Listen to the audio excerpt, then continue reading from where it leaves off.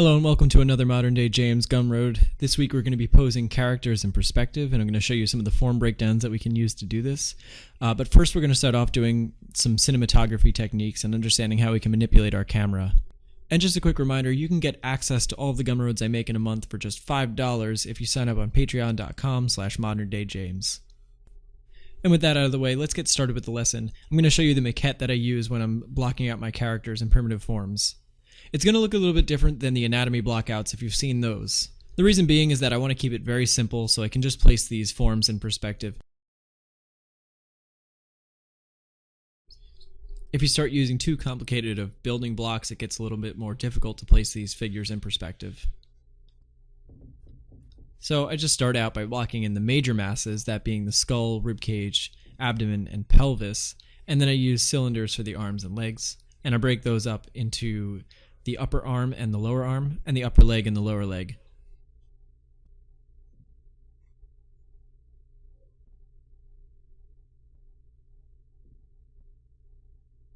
And then these wedge shapes for the feet, and wedge shapes for the hand as well. Again, it's a lot simpler than those anatomy blockouts that I was using. You'll see when I start placing in my final details that I'm allowing myself to break free of these form blockouts that I'm starting with. These are just there to help me figure out where my left and right vanishing points are, and to visualize any twisting forms that we may have. I can take that same maquette and now place it in perspective, and since I'm using a long lens in this instance, everything is going to be converging rather slowly, so the rate of convergence here is going to be low. If you're confused about lenses at all, you can take a look at my video on the subject. But if you just bear with me for a little bit, we'll start talking about lenses in a little while. So you can see I'm just using all those forms and I'm just adding in those side planes so that we can see it in perspective. You can see the lines going back towards the left and right vanishing point are relatively flat. The only thing that's telling that there's a twisting of forms are those contour lines. This is pretty typical of long lenses, and that's what I'm talking about when I'm referring to rate of convergence. There's a really slow rate of convergence with long lenses, and we'll go into why that is in just a little while. But a lot of concept designers will take advantage of this because they can just focus on the shapes rather than the three-dimensional forms. So you'll see any character designers will often place their characters in a very long lens, and all they have to focus on is just the shape design of the characters. But part of being a good designer is being able to express your ideas visually, so I want us to learn the differences between wide angle and long lenses, so we'll cover that in a little while. For now, just pay attention to the types of blockouts that I'm using in the primitive forms. Notice that all of the ellipses are mimicking the angles of the actual muscles and bones of the body. I'm capturing that angle between the upper and lower arms. And to be honest, I think this is more important than being able to do anatomy. If you can place in these primitive forms, then you're pretty well on your way to understanding how to create characters. I think the hardest part is being able to create volume and form with your characters.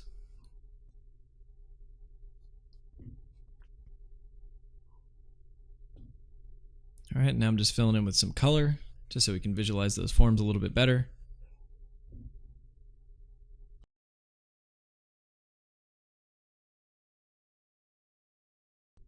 Alright, so I just alluded to the fact that it's really important to understand the minor axis and the ellipses that you're using with all these forms. And so I just want you to understand how these things work. There are two key elements to the ellipses, and that being the minor axis and the degree of that ellipse. The minor axis is like the handle of a top. It helps us indicate the angle and tilt of an ellipse or a rounded form like a cylinder. The second element is the degree, which we can rationalize as being more flat if it's parallel to our line of sight, or more circular if it's perpendicular to our line of sight. And if this is confusing, try it with a practical example. Like right now I'm looking down my coffee cup. When my line of sight is exactly perpendicular to the surface plane of the mug, I can see the full circle of the top of it. If I then rotate the mug so that the top plane is now parallel to my line of sight, well, now the top ellipse has a flat degree. To further help your understanding of how the minor axis works, I would suggest doing this exercise. So what I'm doing here is placing a flat plane down in a 1-point perspective, and then I'm creating an ellipse in that plane. Since it's lying flat down on the ground, it has a vertical minor axis, and I'm going to create that emerging from the center. Now I'm going to create a line from the center to the perimeter, which is going to have a length of r, that being the radius. Okay, these lines are converging back towards our center vanishing point since they're in 1-point perspective. And where those two lines meet is going to be our horizon line, which is what I'm trying to indicate here. And now, with that radius line that I've created, that's leading back to a new left vanishing point, that being left vanishing point 1.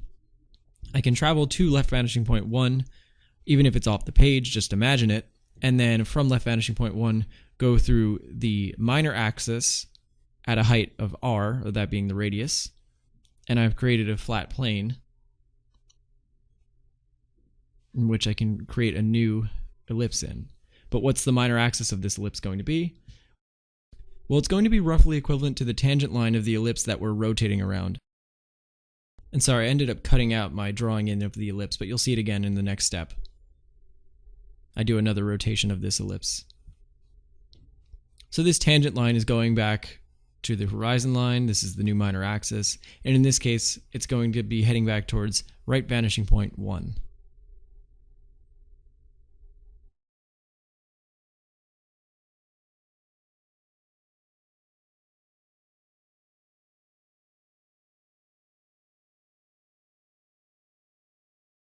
Now if we take that plane and we rotate it to a new angle, well, now these lines are heading back towards a new vanishing point. Again, it's going to be of the same length r, since it's just another radius. And we can place in that ellipse. But what's its minor axis going to be? Again, it's going to be that tangent line. And just in case anybody doesn't know, a tangent line is one that touches a circle or a line at just one singular point. Alright, going back to the point I was making about ellipses, as that ellipse is turned completely away from you, that degree is going to be very shallow, and when it's turned completely parallel to your line of sight, it's going to be a flat line. Now I'm going to turn it sequentially towards me, and now all of these ellipses are going to have the same minor axis. It's just going to be a horizontal line.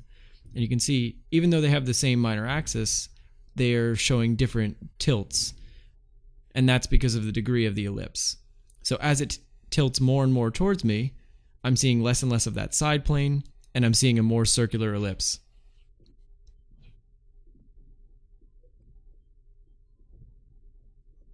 And this is going to be crucial, especially when you're trying to demonstrate foreshortening in poses, or anything like that.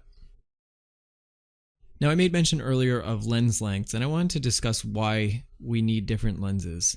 So I'm going to start out by placing in a couple of different boxes, and I'm going to be demonstrating what's known as the parallax effect. You've probably heard of this, but essentially the principle is that as objects are further in the distance, they move a smaller degree in your visual field anytime you change position. So I'm going to demonstrate this visually, and then I'll show you how it applies to lenses.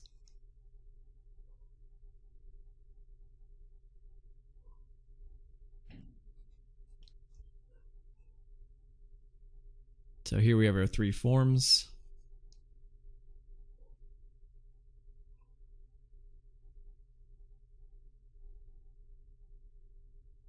Okay. Getting those line weights on there. And that's A, B, and C. Alright, so imagine we have our observer and he's standing at an initial point, and then he moves to some point in the distance to the right of him. Here, and I'm placing him in that new position. Okay. From box A to his new position, we have a much wider angle than from box B to his new position. And likewise with box C. So like I said, the closer an object is to the observer, the larger the change in visual angle. And the second axiom of this is that the rate of change in the difference of the angles diminishes the further away it is from the observer. So the difference in angle from box A to B is much larger than the difference in angle from box B to C. So the result is that when you use a wide-angle lens to capture an image that's close to you, the difference in angles is so much more drastic. As a result, you get this dramatic difference in the angles of parallel lines, and that's why you get that more dynamic effect. Whereas if you use a longer lens, which is much further in distance, the difference between those angles is much smaller, and those parallel lines appear more visually parallel as well. So in addition to this, we're going to need to understand how we can manipulate our camera and rotate our forms. One of the best exercises I've seen is one done by Krentz Kuchart. I'm not going to repeat it too in depth here because he already has a gumroad on it, so I'm just going to do it really quickly. It's a video called Angle Control, and it shows you how you can rotate forms sequentially in different perspectives. Here I'm starting out with the camera at the mid-level, and then I'm rotating sequentially until I reach 180 degrees. And then what I'm going to do is bring the camera up. So now the camera is at the elevation of the top edge. And now the camera is above the form. What you can see is that the lines that are further from the horizon line have a much more drastic change in angle. So in the second example where the camera was at the level of the top edge, the change in slope of the top line is 0 since it's at the horizon line. And you can notice the same thing as I bring the camera down. The edges that are further from the horizon line have a more drastic change in angle as I rotate. So one of the ways that I want us to look at perspective is not just 1 point, 2 point, or 3 point, but imagine that we're constantly in a three-dimensional grid. And all we're doing at any point in time is getting just a minor section of that three-dimensional grid. The elements that are going to dictate what that grid is looking like are the position of the observer, the orientation of the observer, and the lens of the observer. So when I pan my camera from A to B, or tilt it down from A to C, all that I'm doing is changing my visual cropping so that I can see another portion of this three-dimensional space. I'll demonstrate this principle in a different way. I'm going to create a series of boxes and they're all heading back towards a center vanishing point. And in our cropping A, which is our initial orientation, we're seeing just this part of the form. But when we pan our camera to the left, our visual field now resembles B. Or when I tilt the camera down, our visual field resembles C. But even though we're changing the orientation of the camera, it's not going to affect the overall three-dimensional grid. That global perspective grid is only going to be affected by the observer's position and the lens length. So let's take a look at what happens when we actually do move our camera or change the position of our observer. Shifting the camera from side to side is known as trucking, and moving it forward or backward is dollying. When we truck the camera from side to side, it's different than when we pan it, because what's going to end up happening is that we're going to see different planes of one particular form. So if we're taking a look at form A and we're looking at it from a front view, the only planes that we're going to be seeing are the front and top planes. But if we truck the camera to the side, what we end up seeing is some of that left plane. So you can see how this is different, because in the first example of panning, we're seeing the left plane of a different box, but in this case we're actually seeing different planes on the same box.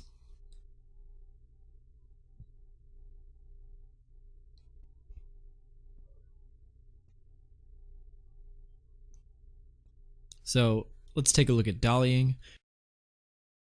This is a little bit more challenging of an example to understand, and it can be hard to distinguish it from zooming.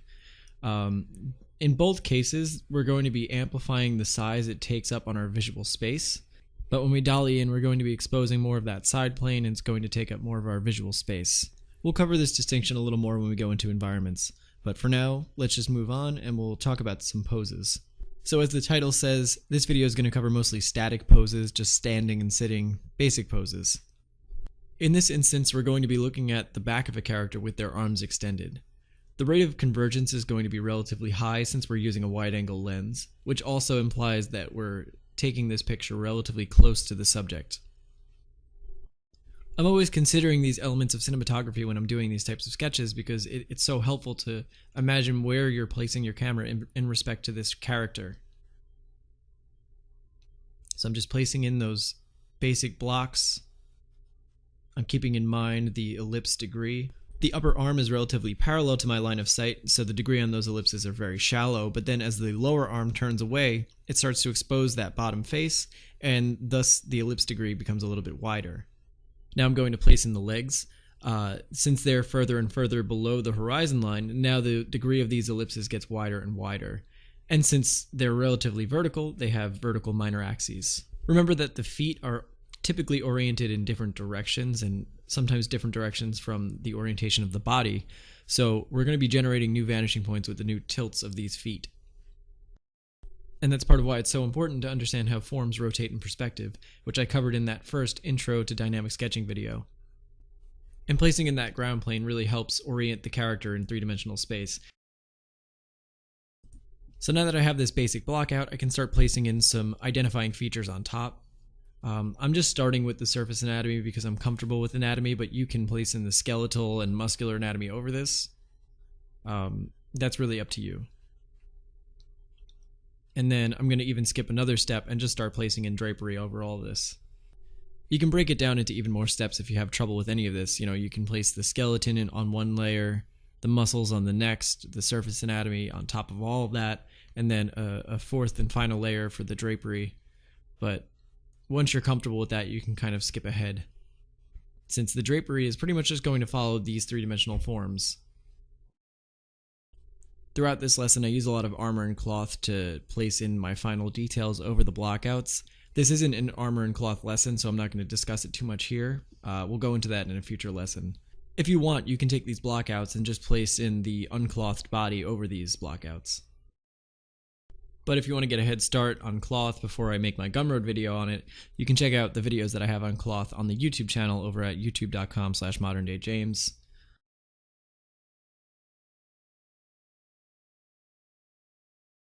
It's important to keep in mind that as you're using these blockouts that you can't feel too constrained by them. They're just a tool that we're using to help wrap our mind around the three-dimensional forms. The way I like to imagine this is that a sculptor uses a wireframe model to build out the three-dimensional forms, but then over that they'll place in the clay. For me, it's the same sort of idea. I'm creating this three-dimensional block out, but then on top of that I'm placing in nice clean line work and using elements that I find aesthetic. So it's almost like the foundation is that three-dimensional form, but then the actual facade or nice coat of paint that goes over it is that clean line work. And line work comes with time. You have to develop a rationale and a rule set for yourself. For me, it comes from looking at other artists, seeing what they do, seeing what situations they use their lines in, and sort of developing that skill for yourself. And even for me, it changes from time to time, depending on what artist I'm studying at that time or what preferences that I may have. And there's still so much that I want to improve with my own line work. Alright, let's move on to demo 2. I'm going to use a little bit of a longer lens here, so you're going to notice that the rate of convergence back to each vanishing point is much smaller than it was in the last image. Here I'm tilting a plane because this character is going to be sitting, so his rib cage is going to be arched forward and his pelvis is going to be flush with the plane that he's sitting on. So this is another reason why it's super important to understand rotation of forms, because you need to understand how those skeletal forms of the body are going to rotate. Here I'm placing in the legs of those cylinders, and again, cylinders, we need to know the minor axis and the degree. The leg on the right is facing more towards us, or its front face is more perpendicular to our line of sight, so that degree is a little bit more wide, looks like a circle. Alright, and I think as I got down towards the ground, I started to deviate from that long lens a bit. So you can see those lines going back towards the left vanishing point are starting to converge a little bit more and more. But that's okay. It's not a big deal. Now you'll see the feet are going to be posed at two different angles. And so they're going to create two new sets of vanishing points. Because remember, there's an infinite range of vanishing points in any visual space. It's really dependent on the orientation of a figure or a form. And that's part of the reason why I somewhat object to the notion of 1 point, 2 point, and 3 point. It's because there's really an infinite range of vanishing points that you can include in any image. All right, so now over that block out, I'm going to start placing in a center line because this character is going to be wearing a medieval helmet. And I'm sort of doing that Scott Robertson-esque method where you create a center line and expand outwards.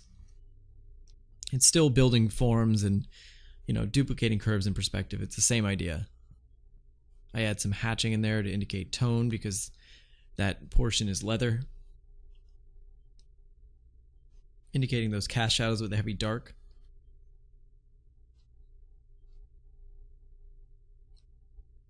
Those cast shadows really do help the volume a lot.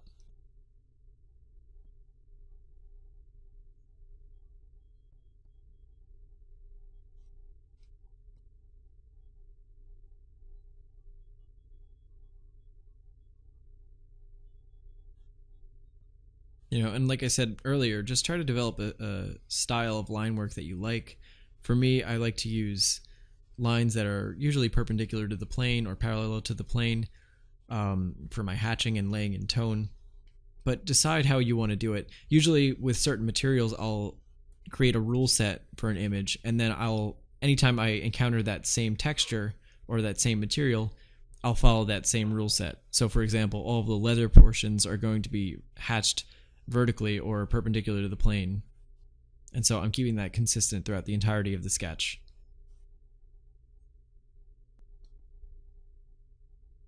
With the metal components like the helmet and the pauldrons on the shoulders and stuff, I'm trying to get that active highlight that you see in specular materials or anything that's reflective. So you'll see I'll start to indicate that a little bit at certain areas. I'll do that by hatching some tone in a really, a heavy shadow somewhere and then a very strong highlight.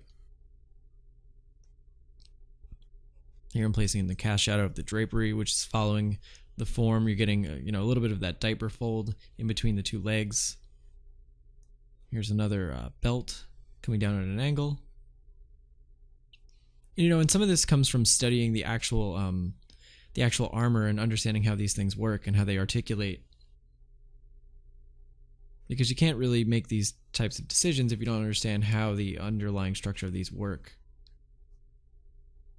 So study your armor, study your cloth. It's really going to influence all the decisions that you make. Pretty much every decision that I make when I'm drawing is a conscious one. There's pretty much no time in which I'm not thinking. Maybe if I start a character with a gesture drawing, I'll try to do that where I'm not thinking too much. But once the gesture's laid in, then from then on there, I pretty much am thinking the whole way through. And so that's part of also why I started drawing in pen. Part of why I draw this way even when I'm drawing digitally. It's because I like to sketch and show intent with every mark. I like to show that I'm thinking as I go. Okay. Yeah, and you notice that it's a lot easier to place in the armor and cloth if you have those underlying forms because it's going to follow those. It makes it so much easier. Then it's just laying in some of the shapes and cast shadows and textures.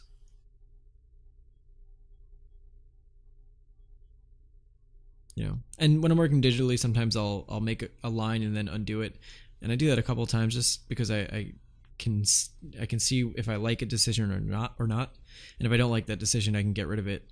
Obviously, that's a luxury you don't have if you're working in pen, and you train that. When it's too much or when it's not too much. I try to avoid undoing so much that I get carried away with it.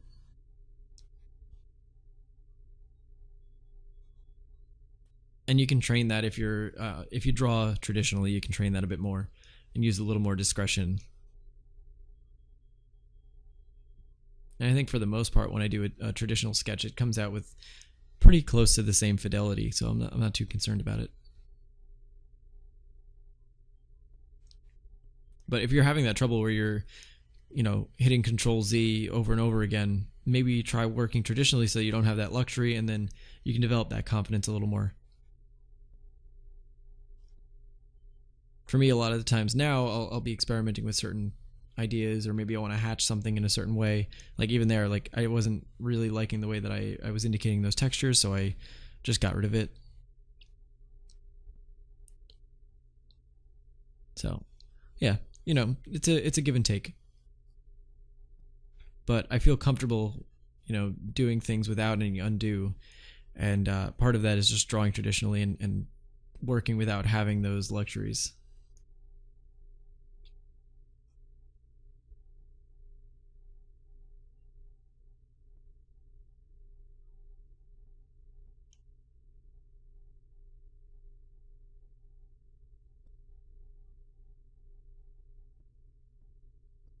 Yeah, and those heavy shadows are really helping sell the form.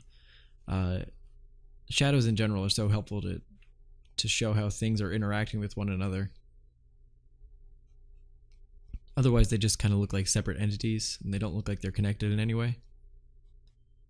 So,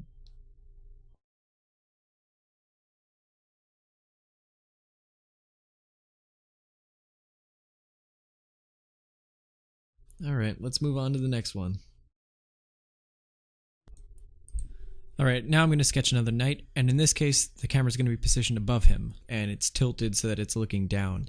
And again, remember that we're positioning the camera in three-dimensional space, and its tilt or pan is going to just give us the orientation or that particular cropping of that three-dimensional space that we're seeing.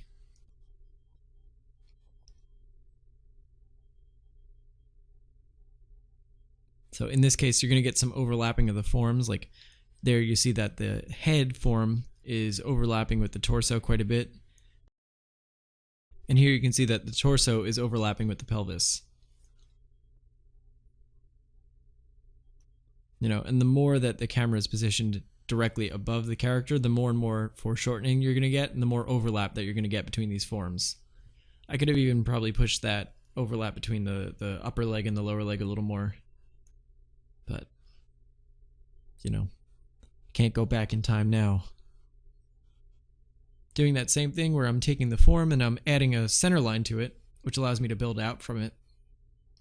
Then using a darker line weight and hatching, I can start to emphasize those other forms a bit more. Your eye starts to not even notice the underlying blockout that's there because it's so focused on the heavier lines that the others just tend to vanish away. And that takes a little bit of discretion and understanding that you need to work with a delicate hand. You can do the same thing traditionally if you're working in pencil or pen, just work really lightly. And, hold the pen maybe a little bit further back and just be super delicate with it. And yeah, I know this pose is slightly confusing if you're not too comfortable with rotating forms. So if you're having trouble with any of these steps, just go back and try to get those rotating forms in perspective down first. That's really the most important step. Then once you're comfortable with that, you can go back and add some badass knight characters over on top of those forms.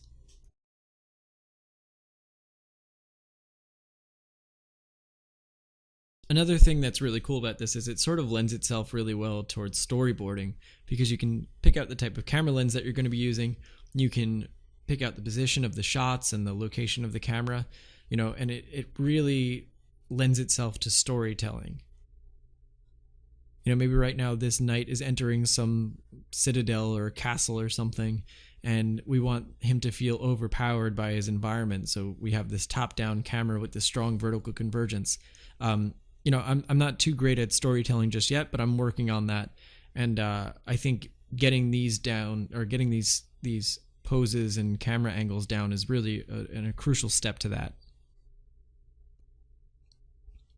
And for me, with my journey, it's always been tackling one step at a time. Storytelling and emotion, I would say, are the most important parts of drawing, but in order to get to that most important and crucial step, it takes a really, really long time. It's like exercise. You can't just jump down on a bench press and try to bench press 400 pounds. You're just going to crush your body. So you need to start slow and you need to start somewhere. And a good step is understanding primitive forms and poses first before you try to make some really amazing piece of artwork. If you're new at this journey in art and you're new to all of this, try to not force yourself to create finished pieces just yet. You want to just learn first. That's the most important thing. You'll gradually get more and more finished pieces as you move on, and especially with digital and whatnot, you can paint over any of your sketches. But I guarantee you, a year from now, you're going to look back at your sketches and you're going to go, oh, well, those aren't so great. And if you wasted your time rendering them to crap, it's not going to be a good use of your time, because you can focus on learning to draw a bit better. And that's not to say that you shouldn't focus on rendering, because it's definitely a skill that you need to know. But rendering is not something that looks good if you don't have a good drawing to render. So for me, I'm always trying to break things down into digestible steps. And for me, the first step in learning is learning to draw. And I think try not to rush that step too much, because it's so important. Once you can draw, you pretty much can do anything in art. It's so much easier to get into painting and any of those other types of things if you can already draw well. But I don't know, that's my philosophy. There's plenty of artists that disagree with me and do things a little bit differently. So, take my words with a grain of salt. You can pursue your own art path. Clearly, drawing in perspective is something that I'm very enthusiastic about, and it's something that is really important to the way that I go about things. But maybe you'll find that painting with long lenses and painting very flat images that have really vibrant color might be more of your forte. So it's important that you stick to your core philosophy in art and you do what's important to you.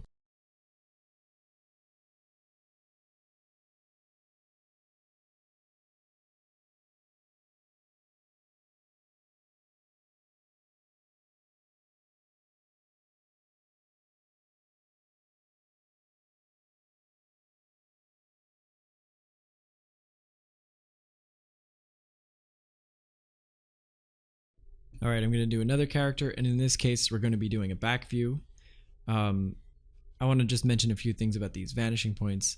What you can see is that the left vanishing point in this case is closer than the right vanishing point.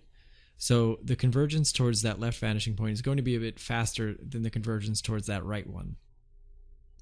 And if we go back to the rotating forms exercise, you'll notice that same thing happening, that if one vanishing point is closer than the other, convergence towards that vanishing point that's closer is going to be faster than the one towards the one that's far away.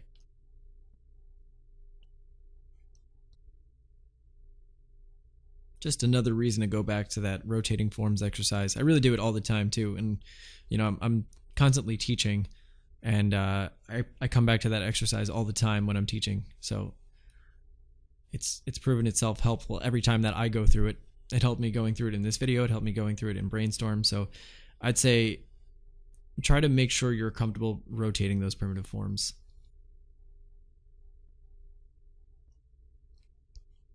And I know there's some truth to that, because I've seen Kim Jung-gi's lectures and it seems like he's kind of preaching the same thing.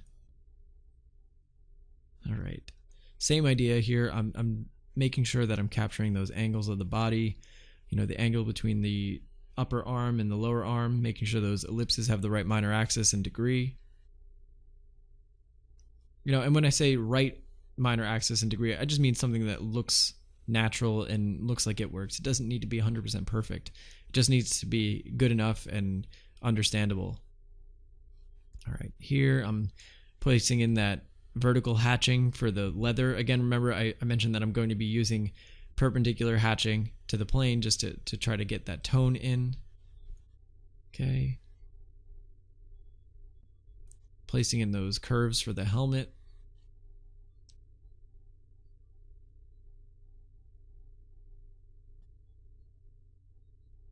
Now I'm going to be placing in those pauldrons for the shoulder armor, and those are going to wrap around the form of the arm there. In this case, they're elevated just a little bit, so they're not exactly wrapping around it.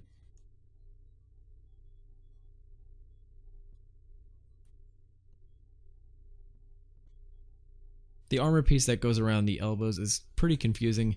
We'll go more in depth about it in a lesson on armor. I'm going to be tackling cloth and armor relatively soon, maybe in the next month or two. So we'll go into that and discuss those pieces.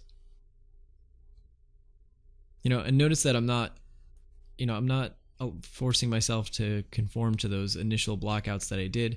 I'm allowing myself to have a little bit of freedom with it and expand the form outward.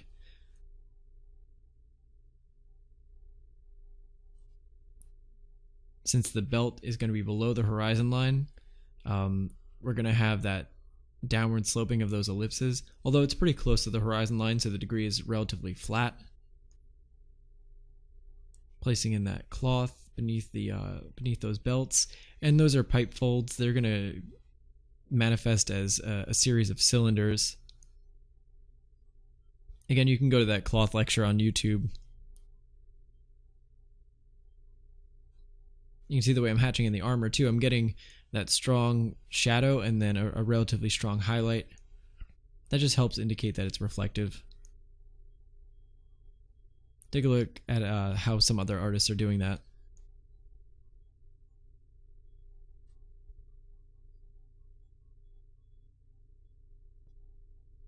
All right, hatching in that leather rim around the chainmail.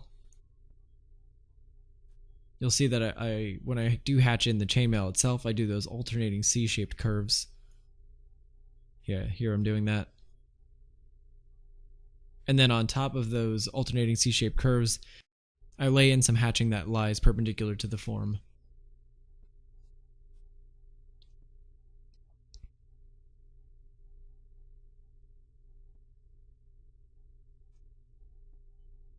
Okay, those leg pieces down below.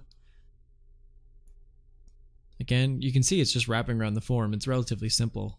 It's not simple placing in those blockouts. I really think those are super challenging, but once you have the blockout in place, figuring out how a cylindrical piece of armor is going to fit around that is relatively intuitive, because it's pretty much just the same thing with just some modifications to it.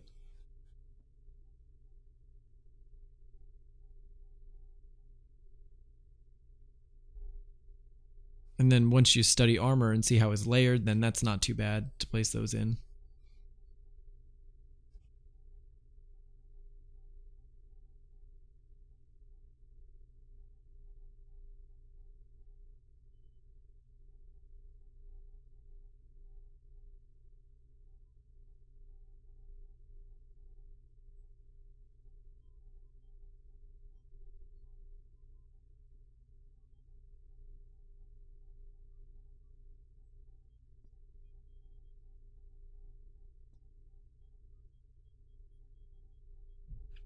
Now I'm going to start placing in the environment around him. And based on the perspective grid that I've started out with, I know where the horizon line is and I know where my vanishing points are, so I can create something that fits in the same perspective as he is in. And this comes from studying some architecture. If you study medieval architecture, in this case Romanesque architecture, you can get an idea of what type of motifs you're going to see, and that all comes down to design. I do that a lot. I'll do a lot of studies where I'll break down the elements of architecture and see what types of components and shapes we're seeing. Especially with at Brainstorm, I'm teaching a class on architecture, I'm teaching a class on human anatomy, and just one on basic fundamentals. And so I get the opportunity to take a look at all different types of architectural time periods. All right, let's do our final example. In this case, we're going to be using a wide-angle lens with the camera positioned at the level of his abdomen. I always find this to be a little bit of a confusing pose because you're going to be seeing a bit underneath the chin, and all of those lines going back to the vanishing points on the head are angled down. And I don't know, it's just particularly challenging for me. But you can practice this by learning how those forms are going to rotate. Again, as we get closer to the horizon line, the change in angles of each of those slopes is going to minimize until you get to the actual horizon line where the slope is going to be 0 of each of those lines. It's going to be just flat. And that comes down to that angle control exercise that I was talking about earlier in the Krenz-Kuchart Gumroad. I'll include a link to that video so you guys can take a look at that. Here I'm placing in the pelvis. And you can see the closer it is to the horizon line, the more flat it's going to be. And then as we go further down below the horizon line or further above, those lines are going to slope more and more. Okay, so here I'm placing in the arms, which are just going to be cylinders, of course. Since they're angled back, even though they're below the horizon line, we're still seeing those ellipses curve upwards, and that's just because it's tilted back in space. Okay, now here I'm drawing in the ground plane.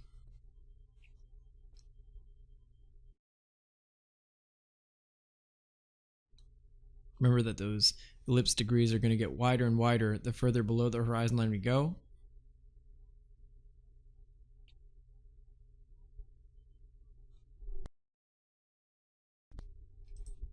And now the feet are going to be placed at different angles, which are creating new vanishing points. And in this case, the horizon line is on the page, so we can actually map out where those vanishing points are going to be.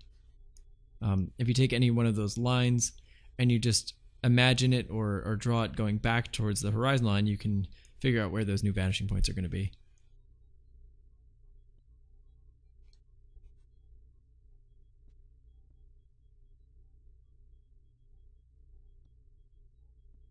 So that looks pretty good for our block out. Just finish up that ground plane. And then on top of this, I'm going to just start placing in those final details. With something like this, it's really important that you understand how curves are going to move in perspective and how they're going to change depending on the angle at which you're looking at them. An example I always use in my class is if you're looking at the eyebrows at eye level, they're for the most part going to curve up. But if you move the camera up and above looking down, well, now the angle of those curves are going to be much drastically different. They're going to be curved downwards. So be sure to study how curves change in perspective. There's a lot of resources like Scott Robertson's How to Draw, and another thing that you can do is take that same box turning exercise, but on each of the planes, place in a curve. If you know that that curve is supposed to go from the corner vertex to the bottom corner vertex, well then, as that plane changes, you can see how that curve is going to deform. So that's another thing that will help you with that. And it's kind of a crucial thing to study because so many times I find that students will try to map complex curves like the skull or helmets like this, and oftentimes those curves won't be mapping appropriately in perspective. Even I struggle with that a lot.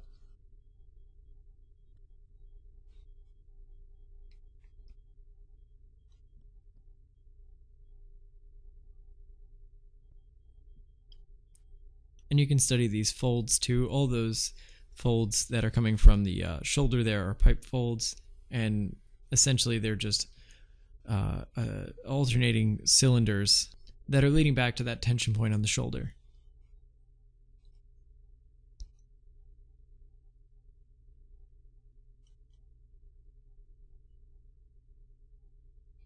You know, that's one of the challenges of art too, is there's so many things to study. You kind of have to dabble in a little bit in everything, but it's also part of what's so exciting about it is that you can start to learn a little bit of each craft, you know, learn a little bit about cloth and how clothing is made, learn a little bit about how armor is constructed and how it articulates.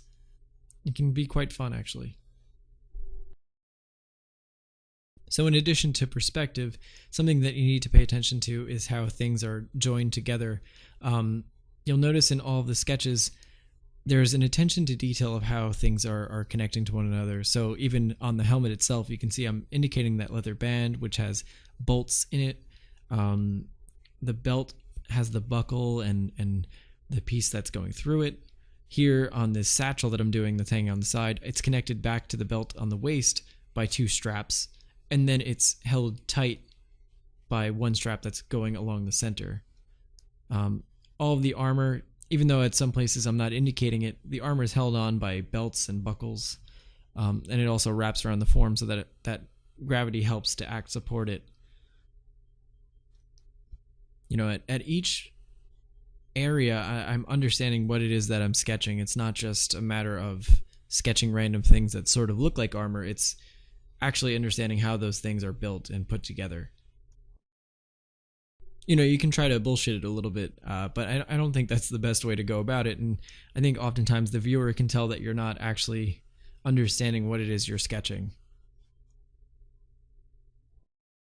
You know, if you're doing something a little bit more painterly, you might be able to get away with not knowing as much about the construction of it because you're simplifying into shapes of light and dark. But I can't imagine that understanding how these forms articulate would hurt you in any way. So I think it's always better to err on the side of understanding your subject than not understanding your subject.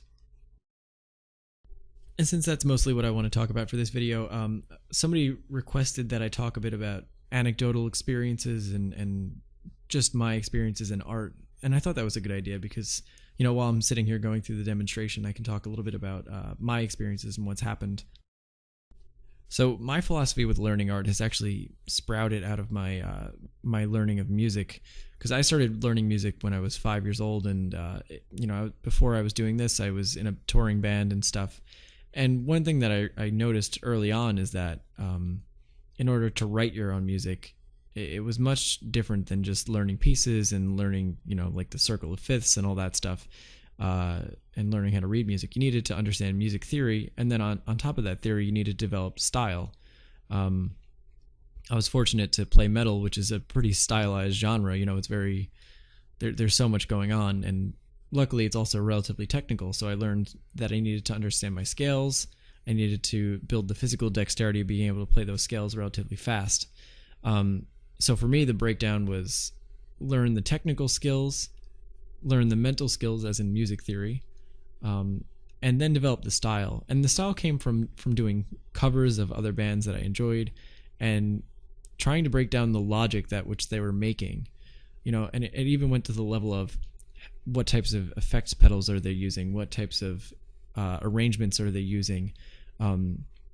Maybe the drummer does a really soft snare fill and then builds it up. And the same thing is true with art. See how they create dynamics, how they create areas of visual interest. And it's always going to be that constant struggle to improve. But you want to have strong convictions. And for me, what was important about music and what's important about my taste in music is that it came off very confident. I think that's something in metal, is that everything that you do in metal needs to be kind of have this bravado about it, this air of confidence. And I think that's why I was so attracted to line work and clean line work, because it shows that you understand your subject so well that you can just sketch it out in one single stroke or two strokes. But there's so many artists that have completely different philosophies. I mean, I've read passages by John Singer Sargent, and the way he looked at art was so completely different than the way that I go about it. And and that's part of it. You want to expose yourself to a range of instructors, and eventually you start to develop your own style. I still don't think I'm there, but that comes with time. Keep working at it. But in order to get to the point where you can develop your own style, you need to understand the language of art first, and that comes from understanding forms, values, and understanding how to do those fundamental skills first. Then once you're comfortable with those fundamental skills, you can start, kind of developing your own unique style and building your voice. And on that note, that's going to be it for this video. I hope you enjoyed all of this rambling that I've been doing. I really hope you guys enjoyed this video. I thought it was pretty cool to go into those cinematography techniques. In the next video, we'll go into some dramatic poses and introduce some action and interaction between characters. Alright guys, thank you. Take care.